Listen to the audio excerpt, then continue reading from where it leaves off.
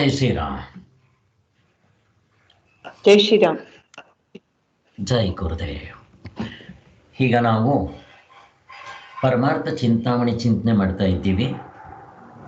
ಪರಮಾರ್ಥ ಚಿಂತಾಮಣಿಯಲ್ಲಿ ನಿನ್ನೆ ನಾವು 173 ಚಿಂತನೆ ಮಾಡ್ತಾ ಇದ್ವಿ. ಅದನ್ನೇ ಮುಂದುವರಿಸ್ಕೊಂಡು ಹೋಗೋಣ. ಅಂದರೆ ಸಾಧನೆ ಮಾಡಿ ಮುಕ್ತರಾಗ್ಬಿಡ್ತಾರೆ ಅಂತ ಇಟ್ಕೊಳ್ರಿ. ಆಗ ಅವರಿಗೆ ಲಾಭ ಏನು? ಮೋಕ್ಷದಿಂದ ಲಾಭ ಏನು ಅವರಿಗೆ? ಇನ್ನು ಅವ್ರು ಮುಕ್ತರಾದರೆ ಅವ್ರಿಗೆ ಲಾಭ ಆಯಿತು.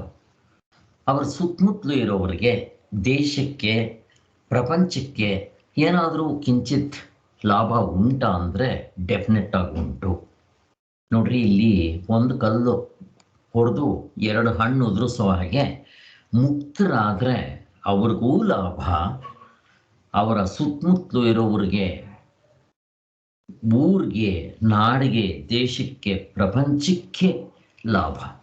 ಮುಕ್ತರಾದವರಿದ್ದರೆ ಮಳೆ, ಬೆಳೆ, ಸಮೃದ್ಧಿ, ಸುಖ, ಶಾಂತಿ, ನೆಮ್ಮದಿ, ಸಂತೋಷ ತಾಂಡವಾಡ್ತಾ ಇರ್ತಂತಳಿ ರಾಮರಾಜ್ಯ ಅಂತ ಹೇಳ್ತೀವಿ.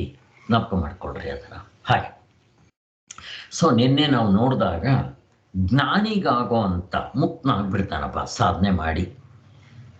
ಮುಕ್ತನಾದರೆ ಅವನಿಗೆ ಏನು ಫಲ ಆಗುತ್ತೆ ಅಂದರೆ ಪರಮಾರ್ಥ ಜ್ಞಾನದಲ್ಲಿ ನಿಸ್ಸಂಶಯವಾಗಿ ನಿಂತಿರ್ತಾನೆ. ಅವನಿಗೆ ಸಂಶಯ ಕಿಂಚಿತ್ತಿರಲ್ಲ. ಯಾವಾಗ ತತ್ವದಲ್ಲಿ ನೆಲೆ ನಿಲ್ಲೋದು ಅಂತ ಹೇಳ್ತೀವಿ, ಇದು ಥಿಯರಿಟಿಕಲ್ ನಾಲೆಡ್ಜ್ ಅಲ್ಲ, ಪ್ರಾಕ್ಟಿಕಲ್ ಆಗಿ ತತ್ವದಲ್ಲಿ ನಿಲ್ಲೋದು. ರಾಮಕೃಷ್ಣ ಪರಮಹಂಸರು, ರಮಣ ಮಹರ್ಷಿಗಳಾಗೆ, ಸಚ್ಚಿದಾನಂದ ಸರಸ್ವತಿ ಸ್ವಾಮಿಗಳು, ಭಗವತ್ಪಾದರು ಅಂತ ಹೇಳ್ತೀವಲ್ಲ, ಹಾಗೆ ಬ್ರಹ್ಮಚೈತನ್ಯರು, ಇವರೆಲ್ಲ ಇವರಿಗೆ ಒಂದು ಬಗೆ ಮಿಗಿಲಿಲ್ಲದ ತೃಪ್ತಿ ಉಂಟಾಗಿರುತ್ತೆ. ಕೃತಕೃತ್ಯತೆ, ಸಾಕು ಬೇಕುಗಳ ಕಾಟ ಇರೋದಿಲ್ಲ. ಆನಂದ, ಹೇಗಿದ್ದರೂ ಆನಂದವಾಗಿರ್ತಾರೋ. ಅವರು ಆನಂದವಾಗಿರ್ತಾರೆ ಅಂತಂದರೆ ಅವ್ರಿಗೆ ಅರಮನೆ ಇರುತ್ತೆ, ಫಿಸಿಕಲ್ ಕಂಫರ್ಟ್ಸ್ ಇರುತ್ತೆ ಅಲ್ಲ. ಅವರಿಗೆ ತಿನ್ನೋದಕ್ಕೆ ಸಿಗಲಿ ಸಿಗದೆ ಇರಲಿ, ದೇಹ ಇರೋದಕ್ಕೆ ಎಷ್ಟು ಆಹಾರ ಬೇಕೋ ಅಷ್ಟು ಸಿಕ್ಕಿದ್ರೆ ಸರಿ, ಸಿಗದೇ ಇದ್ರೂ ಸುಮ್ಮನೆ ಇರ್ತಾರೆ. ಇದು ಬ್ರಹ್ಮಜ್ಞಾನಿಗಳ ಲಕ್ಷಣ. ಇದು ಹಾಗಿರ್ತಾರೆ ನೋಡ್ರಿ ಅವರು. ಮತ್ತೆ ಅವರಿಗೆ ತತ್ವದ ವಿಚಾರದಲ್ಲಿ, ಮೋಕ್ಷದ ವಿಚಾರದಲ್ಲಿ, ತತ್ವದಲ್ಲಿ ನಿಲ್ಲಬೇಕಾದ್ರೆ ಏನು ಸಾಧನೆ ಮಾಡಬೇಕು ಎಲ್ಲ ಗೊತ್ತಿರುತ್ತೆ. ಅಂದರೆ ಒಂದು, ಇಲ್ಲಿ ಶ್ರೋತ್ರಿಯ ಬ್ರಹ್ಮನಿಷ್ಠನಾಗಿರಬೇಕು. ಬರೀ ಬ್ರಹ್ಮನಿಷ್ಠನಾದರೆ ಸಾಧನೆಗಳ ವಿಚಾರ ಅಷ್ಟು ಚೆನ್ನಾಗಿ ಗೊತ್ತಿರೋದಿಲ್ಲ, ತತ್ವದ ವಿಚಾರ ಅಷ್ಟು ಚೆನ್ನಾಗಿ ಗೊತ್ತಿರೋದಿಲ್ಲ, ಅವನಿಗೆ ತಿಳಿಸ್ಕೊಡೋಕೆ ಬರದೇ ಇರ್ಬೋದು. ಹೇಳಬೇಕು ಅಂತಂದರೆ ರಾಮಕೃಷ್ಣ ಪರಮಹಂಸರು, ರಮಣ ಮಹರ್ಷಿಗಳು, ಈವನ್ ಬ್ರಹ್ಮಚೈತನ್ಯರು ಕೂಡ ಶ್ರೋತ್ರಿಯ ನಿಷ್ಠರಲ್ಲ, ಬ್ರಹ್ಮನಿಷ್ಠರು, ಒಪ್ಕೊಳ್ಳೋಣ. ಆದರೆ ಇವರು ಯಾರೋ ಸಮರ್ಥ ರಾಮದಾಸರು ಶ್ರೋತ್ರಿಯ ನಿಷ್ಠರು. ದಾಸಬೋಧ ಅಂತ ಬರ್ತಿದ್ದಾರೆ, ಓದಬೇಕು. ಅದು ಎಷ್ಟು ಡೀಟೇಲ್ ಆಗಿದೆ ಗೊತ್ತಾ? ಭಗವದ್ಗೀತೆ ಅಂತ ಹೇಳ್ತಾರೆ. ಈ ಮಹಾರಾಷ್ಟ್ರದವರಿಗೆ ನಮಗೆ ಹೇಗೆ ಭಗವದ್ಗೀತೆನೋ ಅದು ಅವ್ರಿಗೆ ಅದು ಭಗವದ್ಗೀತೆ ಇದ್ದಂಗೆ ದಾಸಬೋಧ ಅಂತ. ಅವರು ಬ್ರಹ್ಮನಿಷ್ಠರು, ಶ್ರೋತ್ರಿಯ ನಿಷ್ಠರು, ಸಂಶಯ ಇಲ್ಲ. ಆದರೆ ಈಗ ನಮಗೆ ಸಚ್ಚಿದಾನಂದ ಸರಸ್ವತಿ ಸ್ವಾಮಿಗಳೇ ಬ್ರಹ್ಮನಿಷ್ಠರು. ಮತ್ತು ಅವರು ಶಾಸ್ತ್ರವನ್ನು ಸ್ಪಷ್ಟವಾಗಿ ಅರ್ಥ ಮಾಡಿಕೊಂಡು ತತ್ವದಲ್ಲಿ ನಿಂತು ಮತ್ತು ಪುಸ್ತಕಗಳನ್ನ ಬರೆದು ಏನು ಸಾಧನೆ ಮಾಡಬೇಕು, ತತ್ವ ಅಂದರೆ ಏನು, ಅದರ ಬಗ್ಗೆ ಸ್ವಲ್ಪವೂ ಸಂಶಯವಿಲ್ಲದಂಗೆ ತಿಳಿಸ್ಕೊಟ್ಟವರು. ಆದ್ದರಿಂದ ಇವರು ಶ್ರೋತ್ರಿಯ ನಿಷ್ಠರು, ಬ್ರಹ್ಮನಿಷ್ಠರು. ಪ್ರಪಂಚದ ಥರ ಸಿಗೋದು ತುಂಬ ಅಪರೂಪ.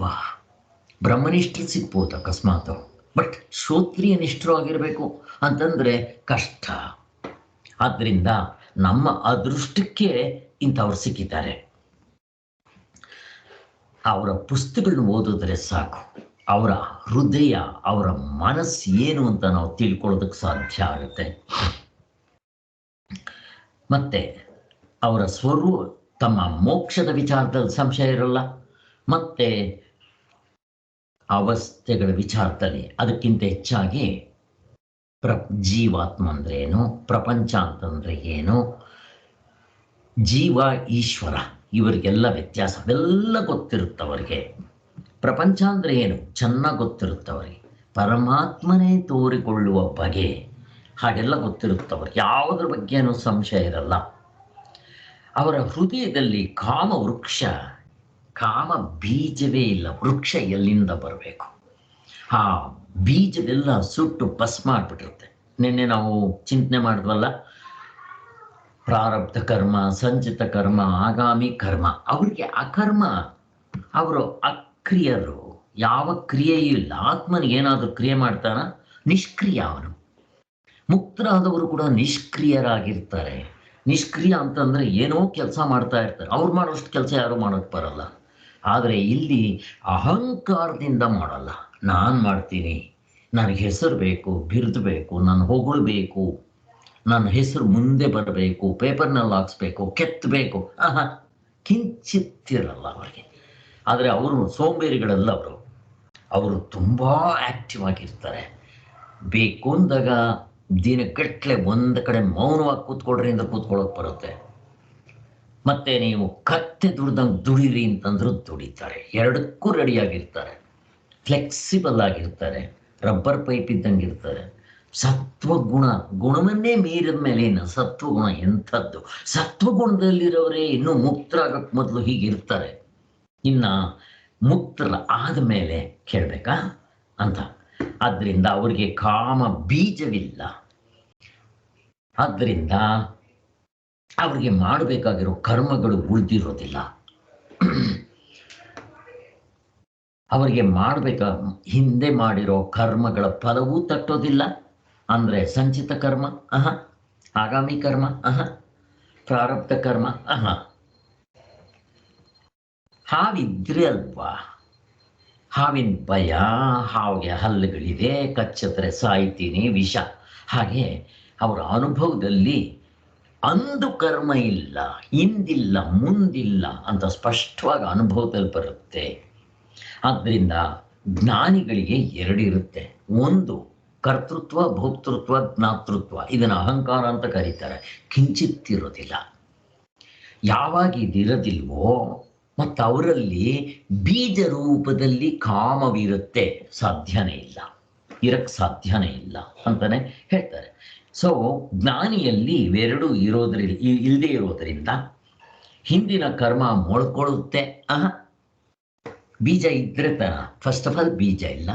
ಆ ಬೀಜ ಇರಬೇಕಾದ್ರೆ, ಬೀಜ ಬೆಳಿಬೇಕಾದ್ರೆ ನೀರು ಗೊಬ್ಬರ ಹಾಕಬೇಕು. ಹಾಗೆ ನೀರು ಗೊಬ್ಬರ ಏನದು? ಅಹಂಕಾರ.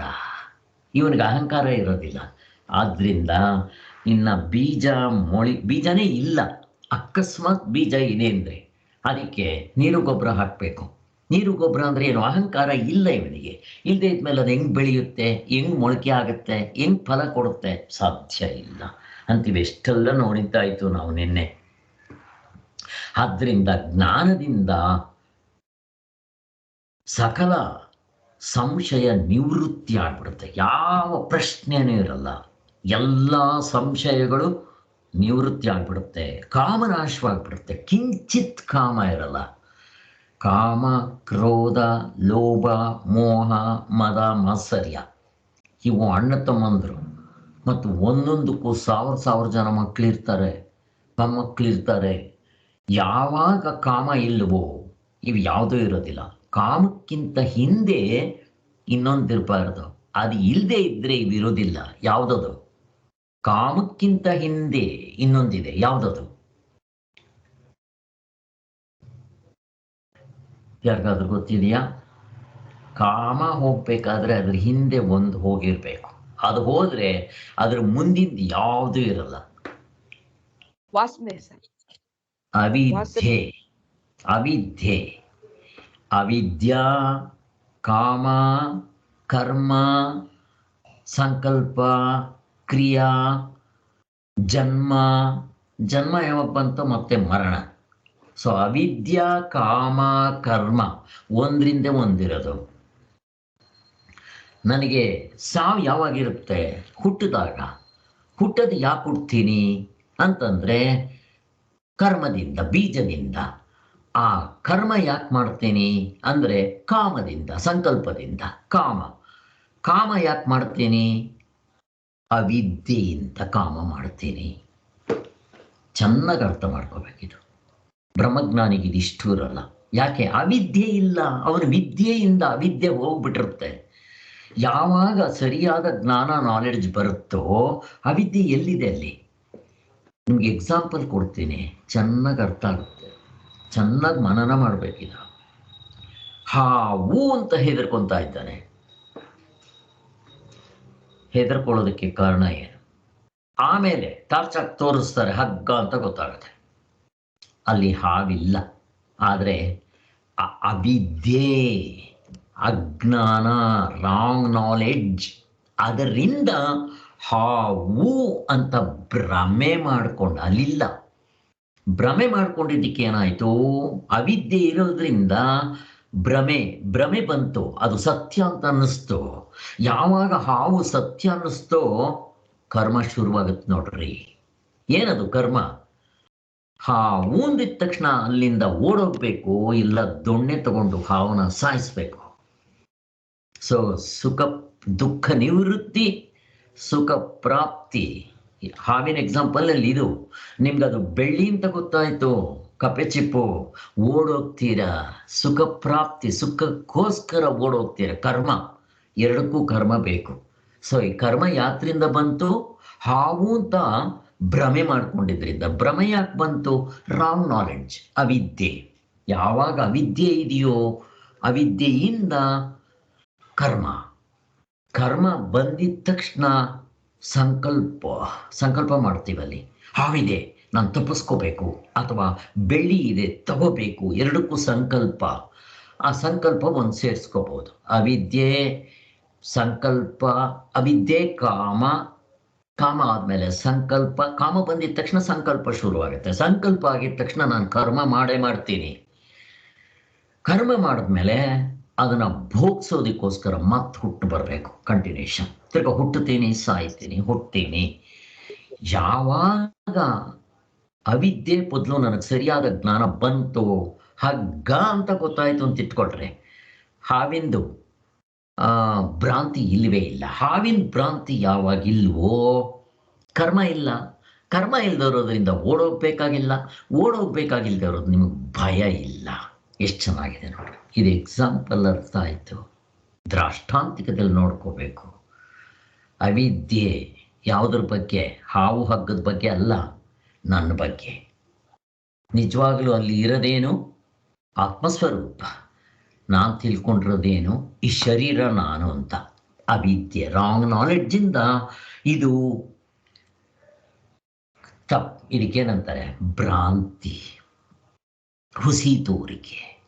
ಈ ಶರೀರ ಸತ್ಯವಾಗಿದೆಯಾ? ಕನಸಕ್ಕೆ ಬರುತ್ತಾ? ಬರೋದಿಲ್ಲ.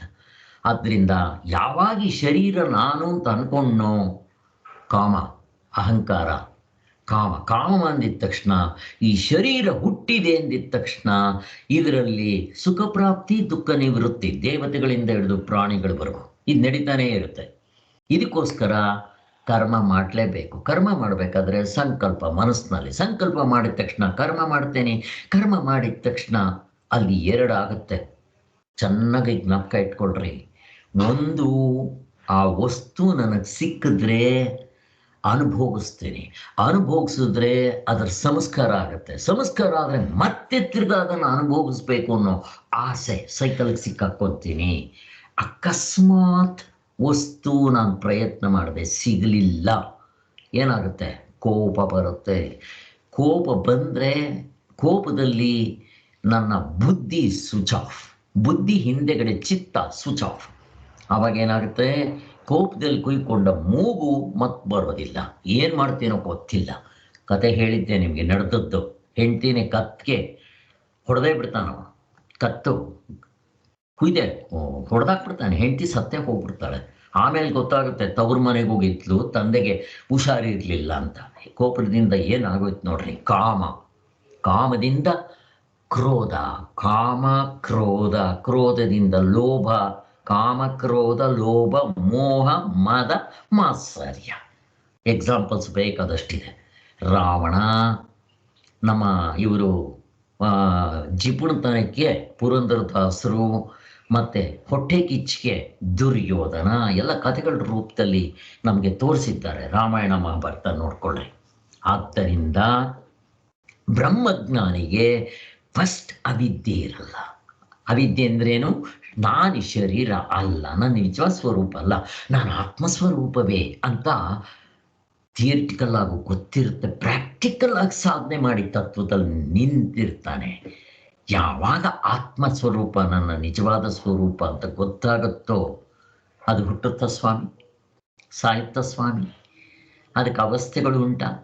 ಅದಕ್ಕೆ ಏನಾದರೂ ಬೇಕಾ?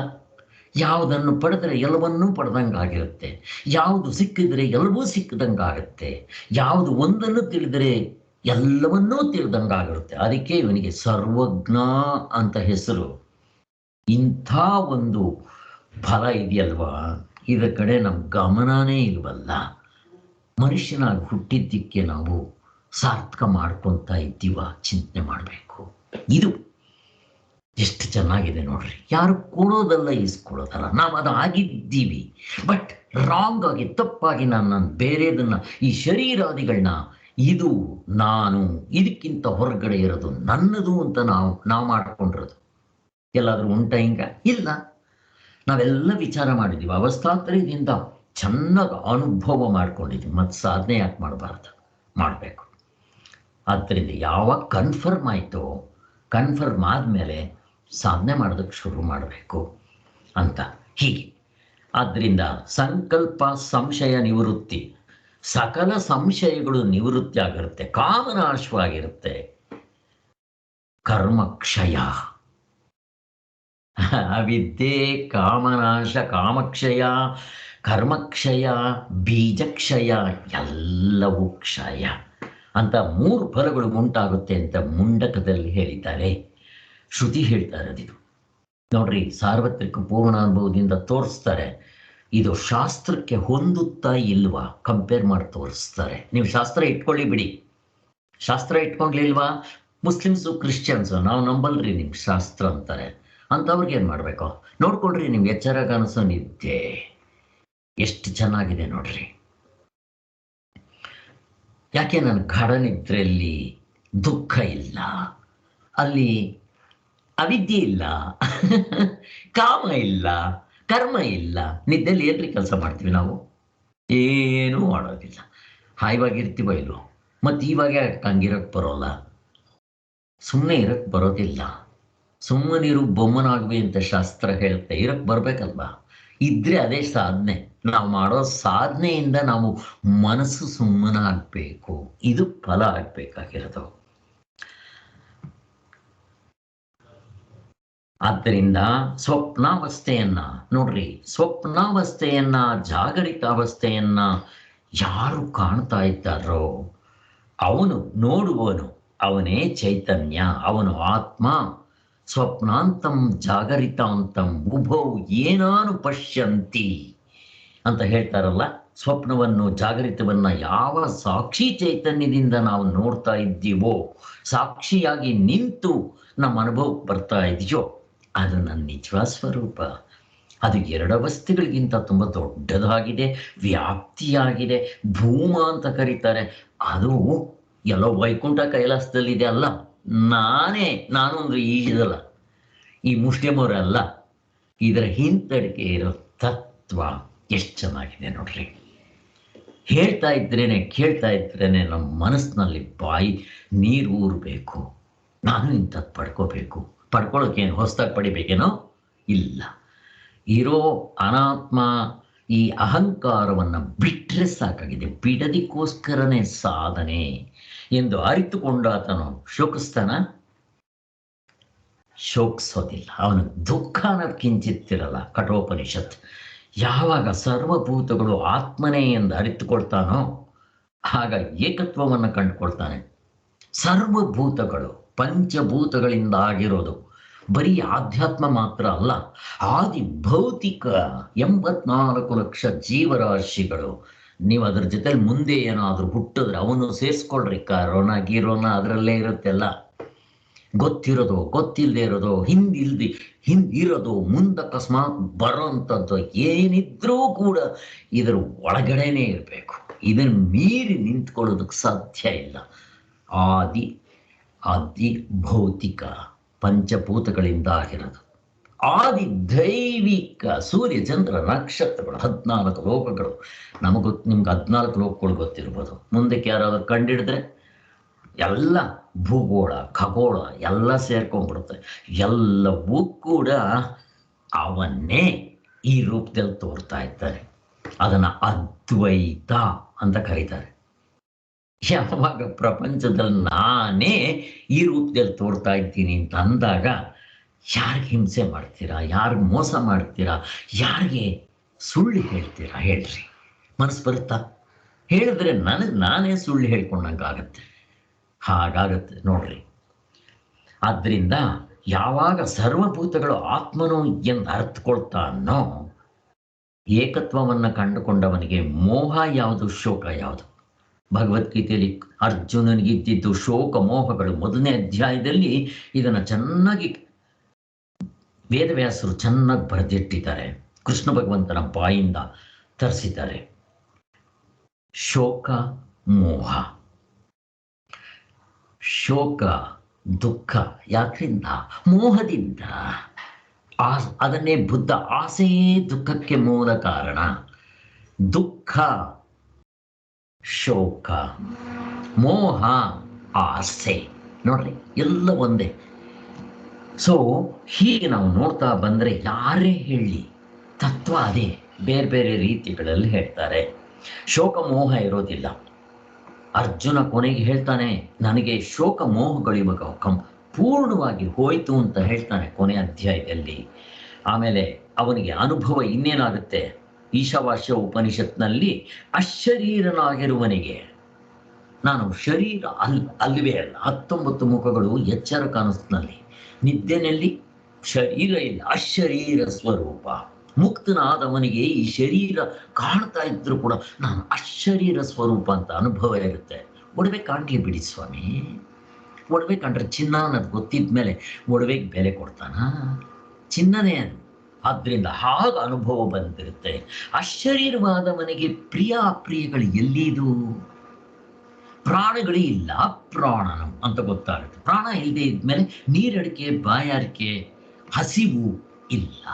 ಮನಸ್ಸಿದ್ರೆ ಸಂಕಲ್ಪ ವಿಕಲ್ಪಗಳು ಯಾವುದೂ ಇರೋದಿಲ್ಲ ಅನ್ನೋದು ಮುಂತಾದ ಶ್ರುತಿಗಳು ಅಜ್ಞಾನದಿಂದ ಬಿಡುಗಡೆಯಾದವನಿಗೆ, ನೋಡ್ರಿ, ಅವಿದ್ಯೆಯಿಂದ ಬಿಡುಗಡೆಯಾದವನಿಗೆ ಮಹಾಪದ ಹಾಡಿ ಹೊಗಳ್ತಾ ಇದೆಯಂತೆ. ಮತ್ತೇನು? ಯಾವ ಮಹನೀಯರು ಅವಸ್ಥಾತ್ರಯವೆಂಬುದು ತಮ್ಮ ಆತ್ಮನಾದ ಸಚ್ಚಿದಾನಂದ ಸ್ವರೂಪ ಪರಮಾರ್ಥದಲ್ಲೇ ಕಲ್ಪಿತ ಆಗಿರೋ ಹುಸಿ ತೋರಿಕೆ ಈ ಶರೀರ ಅಂತ ಗೊತ್ತಾಗುತ್ತೋ ಅವರಿಗೆ ನಿಸ್ಸಂಶಯವಾಗಿ ಮನಗೊಂಡಿರ್ತಾರೆ. ಮನಸ್ಸಿನಲ್ಲಿ ಸ್ಪಷ್ಟವಾಗಿ ಅನುಭವ ಬಂದಿರುತ್ತೆ. ನಮಗೂ ಇವಾಗ ಎಷ್ಟು ಚೆನ್ನಾಗಿ ಗೊತ್ತಾಗಿದೆಯಲ್ಲ ಅದು. ಮತ್ತು ಆ ತತ್ವದಲ್ಲಿ ನಿಲ್ಲಬೇಕು ನಾವು, ಸಾಧನೆ ಮಾಡಿ. ಇದು ಇಂಪಾರ್ಟೆಂಟ್. ಮತ್ತು ಅವ್ರಿಗೇನಿರುತ್ತೆ? ಹುಟ್ಟಿಲ್ಲ. ಯಾವಾಗ ಹುಟ್ಟಿಲ್ವೋ 6 ಬದಲಾವಣೆಗಳಿಲ್ಲ. ಮುಪ್ಪು, ಮರಣ, ರೋಗ ಇಲ್ಲ, ಸಂತಾಪವಿಲ್ಲ, ಕಾಮಗಳ ಪೀಡೆ ಇಲ್ಲ, ಹರ್ಷವಿಲ್ಲ, ದುಃಖವಿಲ್ಲ, ಭಯವಿಲ್ಲ, ಶೋಕವಿಲ್ಲ, ಲಾಭವಿಲ್ಲ, ನಷ್ಟವಿಲ್ಲ, ದ್ವಂದ್ವಗಳ ಕಾಟವೇ ಇಲ್ಲ. ಎಷ್ಟು ಚೆನ್ನಾಗಿದೆ ನೋಡ್ರಿ. ಸುಖ ದುಃಖ ಶೋಕ ಮೋಹ ರಾಗ ದ್ವೇಷ ಲಾಭ ನಷ್ಟ ಅಪ್ ಅಂಡ್ ಡೌನು ಎಲ್ಲ ಯಾವುದು ಬ್ರಹ್ಮಜ್ಞಾನಿಗೆ ತಾಕೋದಿಲ್ಲ. ಯಾಕೆ? ಅವು ಸತ್ಯವಾಗಿಲ್ಲ. ಹಾವು ಹಗ್ಗ ಕಂಡ ಮೇಲೆ ಹಾವಿನ ಭಯ ಇರುತ್ತಾ? ಹಾವು ಕಚ್ಚುತ್ತೆ ಅನ್ನೋ ಭಯ ಇರುತ್ತಾ? ಇರೋದಿಲ್ಲ. ಇದಿಷ್ಟು ಚಾಂದೋಗ್ಯ ಉಪನಿಷತ್ನಲ್ಲಿ ಹೇಳಿದೆ, ಬೃಹದಾರಣ್ಯಕ ಉಪನಿಷತ್ನಲ್ಲಿ ಇದೆ. ಅವರು ಮೊದಲೇ ಬ್ರಹ್ಮಸ್ವರೂಪರಾಗಿದ್ದು ಇವಾಗ ಸ್ವರೂಪದಲ್ಲಿ ಬೆರ್ತು ಹೋಗಿರ್ತಾರೆ. ಇದು ಐವಾಶ್. ಈ ಜೀವಾತ್ಮನು ಬ್ರಹ್ಮ ಸ್ವರೂಪ ಇಲ್ಲಿದೆ, ಜೀವ ಇಲ್ಲಿದೆ. ಇವನು ಹೋಗಿದ್ದೆ ಸ್ವಯಂ ಅಂತಿದ್ರ ಜೊತೆನಲ್ಲಿ ಸೇರ್ಕೊತಾನೆ. ಹಾಗೆಲ್ಲ ಏನಿಲ್ಲ. ಬ್ರಹ್ಮನೂ ಇದ್ದಾನೆ, ಜೀವನೂ ಇದ್ದಾನೆ. ಹಂಗಿಲ್ಲ. ಮೇಕೆಯೇ ಹುಲಿ. ಮತ್ತೆ ಎಲ್ಲಿ ಚೇಂಜ್ ಆಗೋದು? ಇಲ್ಲಿ. ಅಜ್ಞಾನ, ರಾಂಗ್ ನಾಲೆಡ್ಜ್ ಹೋಗಬೇಕು, ರೈಟ್ ನಾಲೆಡ್ಜ್ ಬರಬೇಕು ಅಷ್ಟೇ ಹೊರತು ವಸ್ತುವಿನಲ್ಲಿ ಏನೂ ಬದಲಾವಣೆ ಆಗೋದಿಲ್ಲ. ಕುಲಕರ್ಣಿ ಸ್ವಾಮಿಗಳು ತುಂಬ ಚೆನ್ನಾಗಿ ಎಕ್ಸ್ಪ್ಲೈನ್ ಮಾಡಿದ್ದಾರೆ. ಅಧ್ಯಾರೋಪ ಅಪವಾದ ಚಾಪ್ಟರ್ ಓದ್ರಿ. ಏನು ಹೇಳ್ತಾರೆ ಗೊತ್ತಾ? ಜ್ಞಾನ ಏನೇನೂ ಮಾಡೋದಿಲ್ಲ. ಮತ್ತೇನು ಮಾಡುತ್ತೆ ಸ್ವಾಮಿ? ವಸ್ತು ಹೇಗಿರುತ್ತೋ ಹಾಗೆ ತೋರಿಸುತ್ತೆ. ಅಲ್ಲಿ ಹೊಸದಾಗಿ ಹಗ್ಗವನ್ನು ತಂದು ಇಡೋದು ಇಲ್ಲ, ಹಾವನ್ನ ಸಾಯಿಸ್ಬೇಕಾಗಿಲ್ಲ, ಓಡಿಸ್ಬೇಕಾಗಿಲ್ಲ. ಹಾಗೆ ನಮ್ಮ ನಿಜವಾದ ಸ್ವರೂಪ, ಪರಮಾರ್ಥ ಸ್ವರೂಪ ಅದು ಹೇಗಿರುತ್ತೋ ಹಾಗೆ ತೋರಿಸುತ್ತೆ ಅಷ್ಟೇ ಹೊರತು ಈ ಶರೀರವನ್ನು ಕೊಲ್ಲಬೇಕಾಗಿಲ್ಲ, ಸಾಯ್ಬೇಕಾಗಿಲ್ಲ. ಸತ್ತ ಮೇಲೆ ಮೋಕ್ಷ ಅಲ್ಲ. ಇವೆಲ್ಲ ನಾವು ಚಿಂತನೆ ಮಾಡಿದ್ದಾಯ್ತು. ಇದುವರೆಗೂ ನಾವು ಹೇಳಿರುವುದು ಮುಕ್ತರ ಆದವರಿಗೆ ಲಾಭ, ಮುಕ್ತಿಯನ್ನು ಪಡೆದವರಿಗೆ. ಪರಮಾರ್ಥ ಚಿಂತಾಮಣಿಯಲ್ಲಿ ಈ ಮೋಕ್ಷವನ್ನು ಪಡೆಯೋದಕ್ಕೋಸ್ಕರನೇ ಈ ಪುಸ್ತಕ ಬರ್ತಿರೋದು. ಇದು ವಸ್ತುತಂತ್ರವಾದ ಸಾಧನೆ. ಇದು ಮನನ ಮಾಡಬೇಕು ಅಂದ್ರೆ ಈ ಪುಸ್ತಕ ಇಟ್ಕೊಳ್ರಿ, ಮನನ ಆಗುತ್ತೆ. ಸ್ವಾಮಿಗಳು ಹೇಳ್ತಾ ಇದ್ರಂತೆ, ಭಗವತ್ಪಾದರು ನಮ್ಗೆ ಹೇಳ್ತಾ ಇದ್ರು, ಶ್ರವಣದಿಂದ ಮುಕ್ತರಾಗಬೇಕು. ಶ್ರವಣದಿಂದ ಆಗದೆ ಇದ್ರೆ, ಶ್ರವಣ ಅಂದ್ರೆ ಮೊದಲನೇ ಸಾರಿ ಕೇಳಿದಾಗಲೇ ಮುಕ್ತರಾಗಬೇಕು. ಎಷ್ಟು ಜನಕ್ಕಾಗಕ್ಕೆ ಬರುತ್ತೆ? ನಚಿಕೇತ ಒಬ್ಬ ಸಿಕ್ಕಿದ್ರೆ ಇನ್ನೊಬ್ಬರು ಇಲ್ಲ. ಮನನದಿಂದ ಆಗಬೇಕು. ಶ್ವೇತಕೇತು ಮನನದಿಂದ ಆದವನು. ಇನ್ನು ಅದರಿಂದನೂ ಆಗದೆ ಇದ್ರೆ ಧ್ಯಾನದಿಂದ. ಸಚ್ಚಿದಾನಂದ ಸರಸ್ವತಿ ಸ್ವಾಮಿಗಳು ಮನನದಿಂದ ಆಗಿದ್ದಂತೆ. ನಮಗೆ ಭಗವತ್ಪಾದರು ಹೇಳ್ತಾ ಇದ್ರು, ನೀವು ಯಾತ್ರಿಂದ ಆಗಿದ್ರಿ ಸ್ವಾಮಿ ಅಂತೆ. ನಾನು ಮನನ ಶ್ರವಣ ಕೇಳಿದೆ, ಮನನ ಮಾಡಿದೆ, ಆಗಲಿಲ್ಲ. ಇನ್ನು ಧ್ಯಾನ ಮಾಡಲೇ ಬಿಡಬೇಕು ಅಂತ ಡಿಸೈಡ್ ಮಾಡಿದೆ, ಸಂಕಲ್ಪ ಅಂತ ಹೇಳಿ ಅವರು ಧ್ಯಾನವನ್ನೇ ಮಾಡಿದ್ರು 6 ತಿಂಗಳು. ಒಂದೇ ಕಡೆ ಇತ್ಕೊಂಡು ಬೆಳಗ್ಗೆಯಿಂದ ರಾತ್ರಿವರೆಗೂ ಅದೊಂದೇ ಕೆಲಸ. ಅಲ್ಲಿ ಜಪ ಮಾಡಬಾರ್ದು, ಶ್ರವಣ ಕೇಳಬಾರ್ದು, ಪುಸ್ತಕಗಳು ಓದಬಾರ್ದು, ಮನನ ಮಾಡಬಾರ್ದು. ಧ್ಯಾನ ಅಂದ್ರೆ ಏನು? ಎಷ್ಟೋ ಜನಕ್ಕೆ ಅರ್ಥನೇ ಆಗೋದಿಲ್ಲ. ಏನೇನೂ ಮಾಡದೆ ಸುಮ್ಮನೆ ಇರೋದು. ಥಾಟ್ ಬಂದರೆ ಬಿಡಬೇಕು, ಸಂಕಲ್ಪ ಬಂದರೆ ಬಿಡಬೇಕು, ವಿಕಲ್ಪ ಬಂದರೆ ಬಿಡಬೇಕು. ಮನಸ್ಸಿನಲ್ಲಿ ಏನು ಥಾಟ್ ಬರಬಾರ್ದು, ದೇವರ ನೆನಪು ಬರಬಾರ್ದು. ಇನ್ನೇನು ಹಿಂಗೆ ಮಾಡಬೇಕಂತೆ 6 ತಿಂಗಳು ಸತತವಾಗಿ ಇದೊಂದೇ ಸಾಧನೆ ಮಾಡೋದು. ಕೊರಿ ಹಂತಗಳಲ್ಲಿ ಯಾವುದಾದ್ರೂ ಒಂದು ಸಾಧನೆ ಇಟ್ಕೊಂಡು ಅದನ್ನೇ ಮಾಡ್ತಾ ಇರಬೇಕು. ಒಂದು ಸ್ವಲ್ಪ ದಿವಸ ಶ್ರವಣ ಮಾಡೋದು, ಒಂದು ಸ್ವಲ್ಪ ದಿವಸ ಮನನ ಮಾಡೋದು, ಇನ್ನು ಸ್ವಲ್ಪ ದಿವಸ ಧ್ಯಾನ ಮಾಡೋದು, ಇನ್ನು ಸ್ವಲ್ಪ ದಿವಸ ಜಪ ಮಾಡೋದು. ಮೊದಲು ಎಲ್ಲ ಮಾಡಬೇಕು. ಕೊನೆಯಲ್ಲಿ ಒಂದನ್ನು ಹಾಯಿಸ್ಕೊಂಡು ಚೆನ್ನಾಗಿ ಅದು ಮಾಡ್ತಾ ಇರಬೇಕು. ಇದು ಕೊನೆಗೆ ಶ್ರವಣದಿಂದ ಆಗಲಿಲ್ಲ, ಮನನದಿಂದ ಆಗಲಿಲ್ಲ, ಧ್ಯಾನದಿಂದ ಆಗಲಿಲ್ಲ. ಕೊನೆಗೆ ಇನ್ನೊಂದು ಚಾಯ್ಸ್ ಇದೆ. ಯಾವುದದು? ಯಾರಿಗಾದ್ರೂ ಗೊತ್ತಾ? ಯಾವುದು ಸರ್?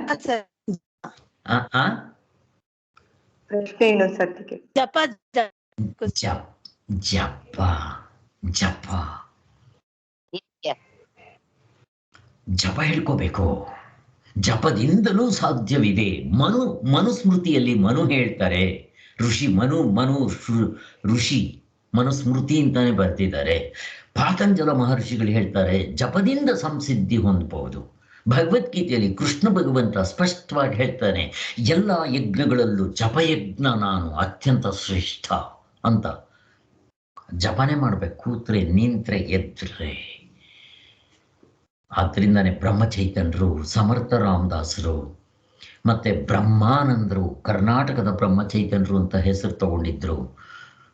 ಶ್ರೀಧರ್ ಸ್ವಾಮಿಗಳು, ಕನ್ನಂಗಾಡ್ ರಾಮದಾಸರು, ಯೋಗಿ ರಾಮ್ ಸುರತ್ ಕುಮಾರ್ ಅವರು, ಇವರೆಲ್ಲರೂ, ಕೃಷ್ಣಾಬಾಯಿ, ಇವರು ಎಲ್ಲರೂ ಕೂಡ ಜಪದಿಂದ ಸಿದ್ಧಿಯನ್ನು ಹೊಂದಿರೋರು. ಸೊ ಈ 4 ಸಾಧನೆ ನೋಡ್ರಿ. ಜಪ ಬಂದಿದೆ, ಕರ್ತೃತಂತ್ರ ಸಾಧನೆ, ಸಂಶಯ ಇಲ್ಲ.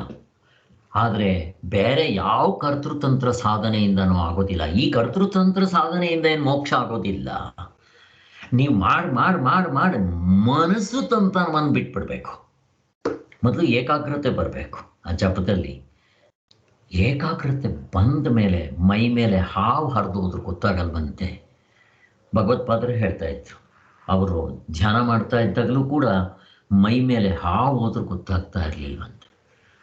ಇದನ್ನ ಲಕ್ಷ್ಮೀ ನರಸಿಂಹಮೂರ್ತಿಗಳು ಸಚ್ಚಿದಾನಂದ ಸರಸ್ವತಿ ಸ್ವಾಮಿಗಳಿಗೆ ಮೊದಲನೇ ಶಿಷ್ಯರು. ಅವ್ರು ಹೇಳ್ತಾ ಇದ್ರಂತೆ, ಭಗವತ್ಪಾದರು ಇವರೆಲ್ಲ ಜೊತೆಲೇ ಇರ್ತಾ ಇದ್ರು, ಭಗವತ್ಪಾದರು ಬದುಕಿದ್ದಾರ ಸತ್ಕಿತ್ತು ಹೋಗ್ಬಿಟ್ಟಿದ್ದಾರ.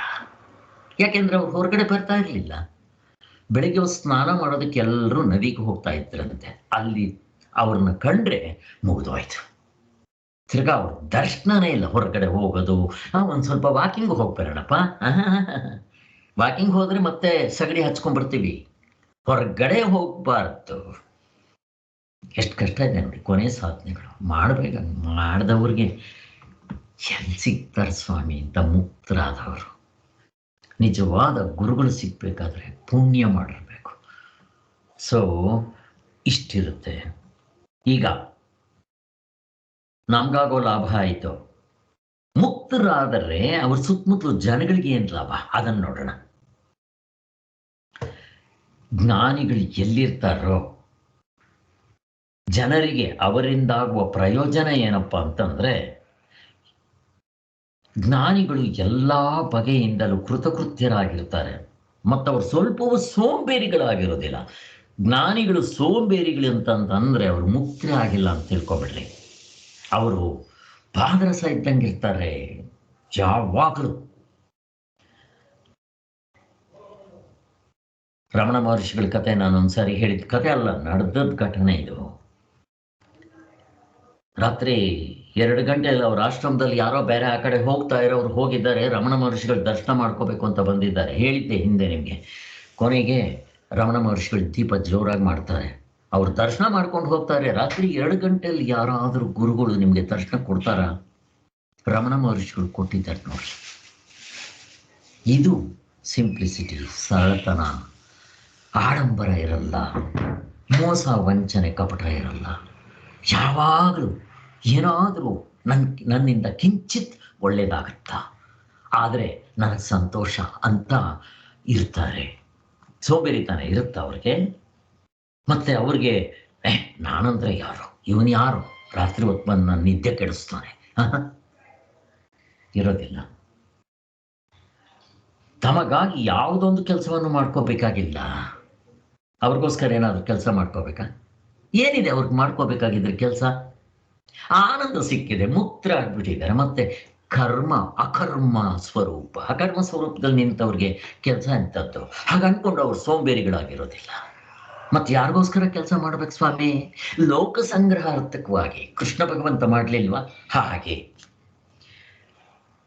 ಅವರು ಸೇವೆ ಮಾಡ್ತಾ ಇರ್ತಾರೆ. ಅವ್ರಿಗೆ ಹೆಸರು ಬೇಡ, ಬಿರುದು ಬೇಡ, ಏನೇನೋ ಬೇಡ, ಹಾಗಿರ್ತಾರೆ. ನನಗೆ ಈ ವಿಚಾರ ತಿಳ್ಕೊಂಡಾಗ ಬಂಗಾರದ ಮನುಷ್ಯ ಪಿಕ್ಚರ್ ನೀವು ಜ್ಞಾಪಕ ಮಾಡ್ಕೊಳ್ಳಿ. ಅದರಲ್ಲಿ ನನಗೆ ಇದೇ ಒಂದು ಅನ್ನಿಸ್ತಾ ಇತ್ತು ನನಗೆ ಆ ಪಿಕ್ಚರ್. ಆವಾಗ ನನಗೆ ಗೊತ್ತಿಲ್ಲ. ಈ ಎಲ್ಲ ಕೇಳಿದ್ಮೇಲೆ ನೋಡಿದ್ಮೇಲೆ ಆ ಪಿಕ್ಚರ್ನ ಸ್ವಲ್ಪ ನಾನು ಜ್ಞಾಪಕ ಮಾಡಿಕೊಂಡಾಗ ಕರೆಕ್ಟ್ ಅನ್ನಿಸ್ತು ನೋಡ್ರಿ. ರಾಜ್ಕುಮಾರ್ ಮೊದಲನೇ ಹಾಡಿನಲ್ಲಿ ಆ ಪಿಕ್ಚರ್ ಸ್ಟಾರ್ಟ್ ಆಗಿದ ತಕ್ಷಣ ನಗು ನಗುತ್ತಾ ನಲಿ ನಲಿ ಏನೇ ಆಗಲಿ ಎಲ್ಲೆಲ್ಲೂ ರಸದೌತಣ ಎಲ್ಲೆಲ್ಲೂ ರಸದೌತಣ ಲಲ. ಎಷ್ಟು ಸಂತೋಷವಾಗಿ ಆವತ್ತಾನೆ ಕಾಲೇಜ್ ಮುಗಿಸಿರ್ತಾನೆ. ಕೆಲಸ ಸಿಕ್ಕಿಲ್ಲ, ಕೆಲಸಕ್ಕೆ ಇನ್ನೂ ಕೆಲಸ ಹುಡುಕಿಲ್ಲ. ಅವರ ಅಕ್ಕನ ಮನೆಗೆ ಹೋಗಬೇಕು ಅಂತ ಹೋಗ್ತಾ ಇದ್ದಾನೆ. ಅಲ್ಲಿ ಹೋಗಿದ ತಕ್ಷಣ ಅವರ ಭಾವ ಸತ್ತೋಗ್ಬಿಟ್ಟಿದ್ದಾನೆ, ಅಕ್ಕನ ಗಂಡ. ಮಕ್ಕಳು 3-4 ಜನ ಮಕ್ಕಳು, ತುಂಬ ಚಿಕ್ಕವರು.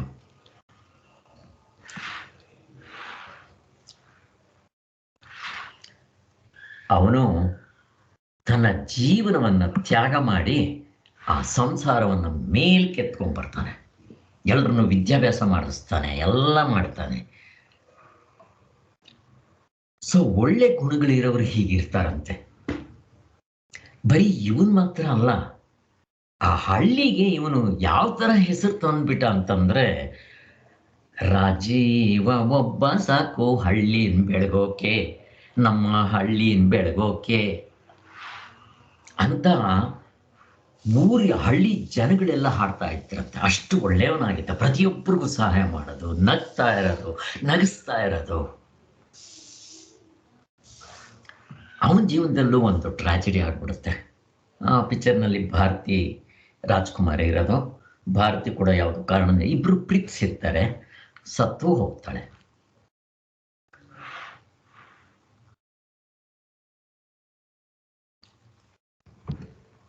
ಕೊನೆಗೆ ಒಂದಿನ ಎಲ್ರಿಗೂ ಮದುವೆ ಆಗಿದೆ, ವಿದ್ಯಾಭ್ಯಾಸ ಆಗಿದೆ, ಅವ್ರಿಗೆಲ್ಲ ಮಕ್ಕಳಾಗಿದೆ, ದೊಡ್ಡವರಾಗಿದ್ದಾರೆ. ಇವನು ಆ ಮನೆಗೆ ಕತ್ತೆ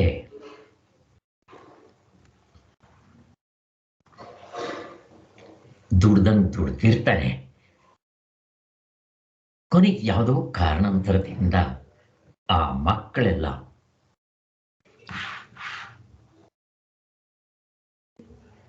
ರಾಜ್ಕುಮಾರ್ನ ಬೈತಾ ಇರ್ತಾರೆ.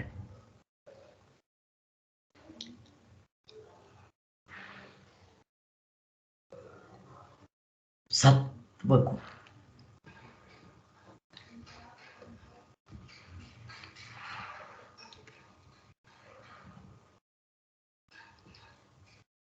ಯಾರಿಗಾದ್ರೂ ನೆನಪಿದೆಯಾ ಮುಂದಕ್ಕೆ? ಹಾ ಸರ್, ಹೇಳಿ. ಅಲ್ಲಿ ಊಟ ಮಾಡ್ತಾ ಇರ್ತಾನೆ, ಹಿಂದೆಗಡೆ ಮನೆ ಔಟ್ಸೈಡ್ ಇಂದ ಬಂದ್ಬಿಡ್ತಾನೆ, ಎದ್ದು ಬೈಕೊಳ್ತಾ ಇರ್ತಾನೆ, ತಮ್ಮನ್ನ ಅಕ್ಕನ ಮಗ ಬೈತಾ ಇರ್ತಾನೆ, ಇವನ್ನ ಸೀದಾ ಬಂದ್ಬಿಡ್ತಾನೆ. ಬಂದ್ಬಿಟ್ಟು ಮನೆ ಬಿಟ್ಟು ಬಂದ್ಬಿಡ್ತಾನೆ. ಅಲ್ಲಿ ದಾರಿಲಿ ಯಾರೋ ಮುದ್ಕಪ್ಪ ಸ್ವಲ್ಪ ಚಳಿಗೆ ನಡುಗ್ತಾ ಇರ್ತಾನೆ, ಶಾಲು ಅವನ್ಗೆ ಒದಿಸ್ಬಿಟ್ಟು ಹೊಟ್ಟೋಗ್ಬಿಡ್ತಾನೆ. ಆಮೇಲೆ